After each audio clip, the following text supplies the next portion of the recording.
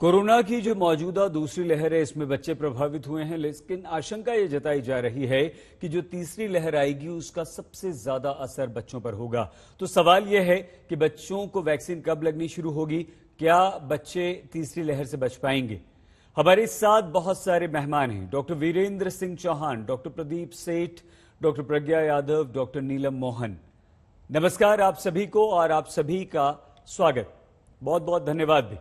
Doctor Virendra Singh, doctor Chauhan, जो trials शुरू होने की बात हुई है, ये ट्रायल्स कैसे शुरू होंगे, कब तक इसके रिजल्ट्स आ जाएंगे, और थर्ड वेव, उससे पहले थोड़ा सा ये भी बता दीजिए सर कि थर्ड वेव बच्चों के लिए कितनी खतरनाक हो सकती है?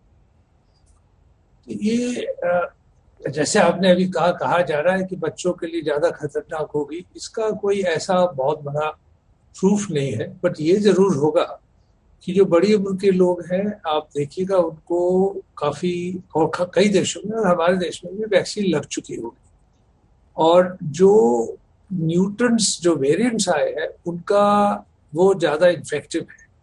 तो अगर ये पहले एडल्ट्स को या बूढ़े लोगों को इन्फेक्ट करते थे, ऐसा माना जाता है। हालांकि इसका साइंटिफिक प्रूफ प्रोड्यूस करना बहुत जरूरी है, चूंकि ये बहुत ज्यादा 10 से 15 टाइम ज्यादा इन्फेक्टिव है।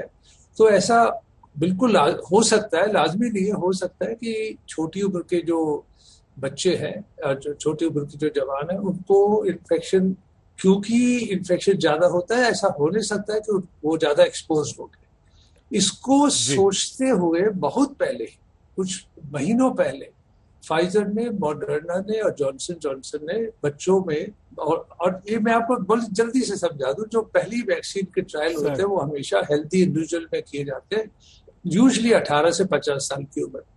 वो इसलिए किए जाते हैं क्योंकि इस वैक्सीन के बारे में किसी को कुछ पता नहीं होता, इसलिए आपको उन लोगों की जरूरत है जो बिल्कुल रोबस्ट हेल्थ हो। और हर वैक्सीन, ऐसी कोई वैक्सीन नहीं जो फाइनली बच्चों को ना दी जाए, खासकर मलेरिया जैसी वैक्सीन तो बच्चों को ही दी जाएगी। तो इसको ग्रेडेड तरीके से नीचे ले जाया जाता है, जैसे 12 से 16 को अलाउड है, और अभी जैसे मैं आपसे बात कर रहा हूँ उससे नीचे के बच्चों के भी ट्रायल शुरू हो गए। तो ये नहीं कि आप 2 से 18 साल के बच्चों को एक साथ ट्रायल करना शुरू करते, मेरे विचार से वो ना पॉसिबल है, ना ही वो होगा। आप पहले इसको 12 साल तक के बच्चों को ले जाइएगा, अगर उनमें आप समझते हैं कि इम्यूनोजेनिसिटी है और सेफ्टी है, और मेरे ख्याल से ये सेफ रहेंगे, बट प्रूव करना जरूरी है। उसके बाद में आप और 4 साल या 5 साल के नीचे की पायदान में जाएंगे, तो ये थोड़ा लॉन्ग ड्रॉन अफेयर होगा। और चूंकि वैक्सीन बहुत ज्यादा लोगों को लग चुकी है, हमें मोटा मोटा मालूम है कि ये सेफ वैक्सीन है, मगर जब तक बच्चों में प्रूव ना हो जाए तब तक उनको नहीं दी जा सकती। और अगर भारत बायोटेक कोवैक्सीन वैक्सीन के ट्रायल की इजाजत दी जाएगी तो बड़ी अच्छी बात है। और मैं ऐसा सोचता हूँ कि सब कुछ ठीक ही चलेगा, बस हमको इसको प्रूव करना होगा कि ये ठीक है। ये बहुत अच्छी बात है सर, और यही आशा हम भी करते हैं कि ये वैक्सीन का ट्रायल ठीक से हो और ठीक चले, और आप भी यही आशा कर रहे हैं। डॉक्टर सेठ, ये ट्रायल्स किस तरह से होते हैं, कितना इसमें समय लगता है, और क्योंकि सेकेंड वेव चली रही है, थर्ड वेव कभी भी आ सकती है, क्या उससे पहले हम ये ट्रायल्स पूरे कर पाएंगे सर?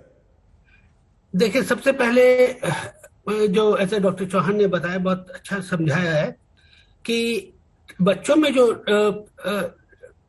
तीसरी वेव का अगर हम पहले इंतजार करें, तीसरी वेव आए, तो उससे पहले हमको बच्चों में लगाना जरूरी है। वो इसलिए, बच्चों में हालांकि कोई इतनी सीवियर इलनेस नहीं होती, बहुत रेयरली एक मल्टी सिस्टम इन्फ्लेमेटरी सिंड्रोम देखा गया, बहुत रेयरली वो बाहर देखा गया है, तो बहुत रेयर होता है। बच्चों में usually it's mild, very mild infection तब चला जाता है।